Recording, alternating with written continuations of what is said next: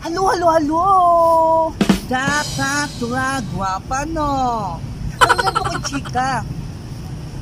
Nako karon sa Plaza Cathedral. So, isa ito taga Bohol dire. So, pamilya ninyo ang plaza, no? So, karon guys, nako chika ninyo. Karon na ito sa plaza, no? Magtambay-tambay ta, kita ra usa.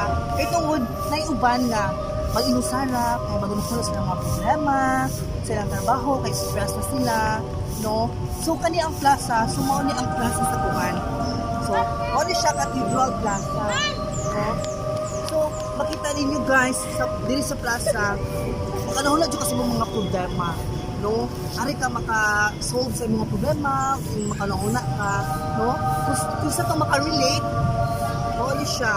So, ang makarelate lang ani, ano may mga problema, stress, no?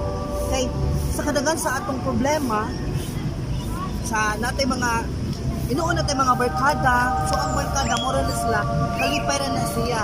So as always na dyan kalipay, no, sa atong barkada kung asa ta malipay adto ta, no, kung naa sila diri to ba nato mag-jam ta mo na sila atong mga barkada dyan ang atong mga kauban.